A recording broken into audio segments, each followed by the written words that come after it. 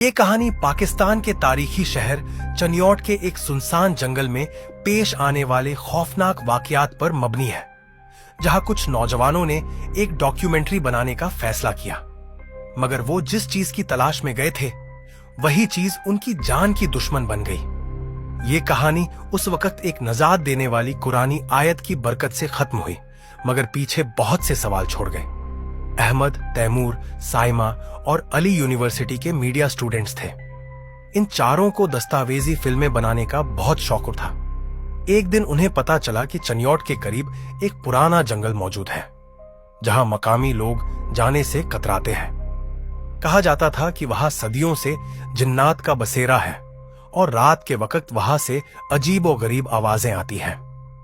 अगर हम इस जगह पर डॉक्यूमेंट्री बनाएं तो ये हमारी डिग्री के लिए जबरदस्त प्रोजेक्ट होगा, अहमद ने जोश से कहा। अली और साइमा हिचकिचाए, मगर तैमूर, जो कि काफी निडर था, फौरन मान गया। आखिरकार सबने मंसूबा बनाया कि अगली रात वो वहां कैंप लगाएंगे और हकीकत का सुराग लगाने की कोशिश करेंगे। रात के करीब 10 बजे चारों दोस्त अपनी गाड़ी में जंगल के किनारे पहुंचे। गाड़ी से उतरते ही उन्हें हवा में अजीब सी बू महसूस हुई, जैसे किसी पुरानी लकड़ी या जले हुए गोश्त की। ये बस हमारे दिमाग का वहम है, तैमूर ने कहा और कैमरा निकालकर रिकॉर्डिंग शुरू कर दी। जंगल में दाखिल होते ही हर तरफ सन्नाटा था। कैंप के लिए एक जगह मुंतखब करके उन्होंने खेमे लगा दिए। अली मुसलसल परेशान नजर आ रहा था, मगर बाकी सब ने उसकी बात को ज्यादा अहमियत न दी।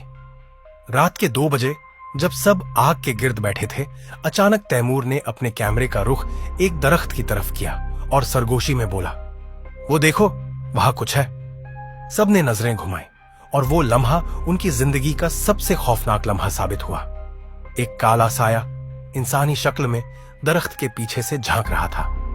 जैसे ही कैमरा उसकी तरफ बढ़ाया, वो साया लम्हा भर के लिए गायब हो गया। ये क्या था? साइमा ने कांपती आवाज में कहा। ये कुछ था, हमें यहां से जाना चाहिए, अली ने घबराते हुए कहा। मगर तैमूर और अहमद ने फैसला किया कि वो मजीद रिकॉर्डिंग करेंगे। जैसे ही वो आगे बढ़े, अचानक हवा तेज चलने लगी। दरख्तों की शाखें एक दूसरे से टकरा रही थीं और कहीं दूर से किसी औरत के रोने की आवाज सुनाई देने लगी। अहमद और तैमूर ने अपने कैमरों को हर तरफ घुमाना शुरू कर दिया, मगर कुछ दिखाई नहीं दे रहा था। अचानक साइमा चीख मारकर नीचे गिर गई। वो मेरे पीछे खड़ा था, साइमा कांपती हुई बोली। अली ने जल्दी से मोबाइल निकाला और आयतुल कुर्सी पढ़नी शुरू कर दी। जैसे ही उसने पहली बार तिलावत की, हवा थोड़ी नरम हो गई, मगर अचानक एक दरख्त के पीछे से एक गहरी हंसी सुनाई दी, ऐसी हंसी जो सीधा रूह में उतर जाए। हमें फौरन निकलना होगा, अहमद ने चिल्लाते हुए कहा। वो सब अंधेरे में भागने लगे, मगर जंगल का रास्ता भूल गए। हर तरफ दरख्त एक जैसे लग रहे थे, जैसे कोई उनके साथ खेल रहा हो। अली मुसलसल सूरह फलक और सूरह नास पढ़ने लगा।